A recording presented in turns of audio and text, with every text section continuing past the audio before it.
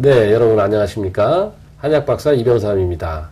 한약에 대한 잘못된 상식을 바로잡고 있는데요. 오늘 우리가 전립선 질환에 대해서 한번 알아보겠습니다.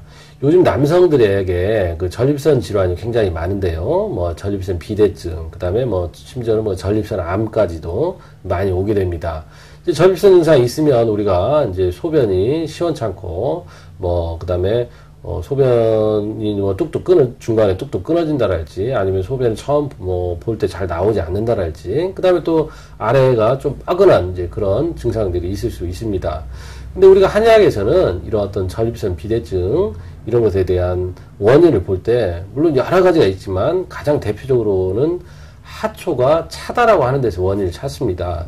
하초라고 하는 경우는 우리가 한의학에서는 우리 몸을 덮이는 그런 부위가 세 군데가 있습니다. 그래서 그걸 맨 위에서부터 상, 중, 하에서 초라고 하는 것은 이제 태운다라는 의미입니다. 우리가 노심초사 이런 말 하잖아요. 그래서 우리 몸에서 어떤 에너지의 근원이라고 생각하면 돼요. 그래서 맨 위에 그 상초라고 하는 데는 우리가 물을 끓여가지고 폐를 촉촉하게 윤활유 있게 촉촉하게 적셔주는 그런 역할을 하고, 그 다음에 가운데에는 우리가 비위, 소화흡수, 센 것이나 우리가 찬 것을 먹어도 익혀서 나오지 않습니까? 그 에너지원을 중초라고 할 수 있고, 하초라고 하는 것은 우리가 신장 방광에서 물의 대사를 통해서 소변을 배출하고, 아니면 뭐 정액을 배출하고, 이런 것을 작용을 하는 것이 하초입니다. 근데 우리가 나이가 들면은 근원적으로 가지고 있는 불이 약해집니다. 우리가 나이가 들었다고 할 때 대표적인 증상이 뭐냐면 야간에 소변 보는 것이거든요. 야간에 소변을 본다라고 하는 것은 그만큼 몸이 차다라고 하는 것입니다.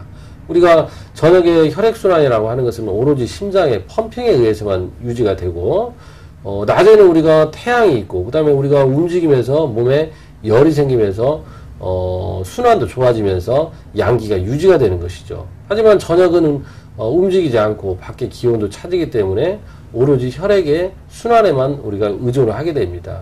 근데 우리가 나이가 들수록 당연히 이제 혈관도 약해지고, 그 다음에 혈액량 자체도 줄어들기 때문에 양기가 떨어지는 것입니다.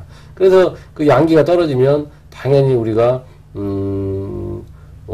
소변량이 많아지게 되죠. 저녁에, 야간에. 왜냐하면 수증기가 증발해서 올라가다가 찬 기운을 만나면 이것이 소변에 대해서 떨어지는 것입니다. 그래서 야간 소변을 본다 하는 것이 이제 나이가 들었다라고 하는 것인데, 그만큼 하초라고 하는 건 우리가 뭐냐면 요도나 방광이나 뭐 여자분들 같은 경우는 질, 이런 쪽에 관략근이 약해지는 것이죠.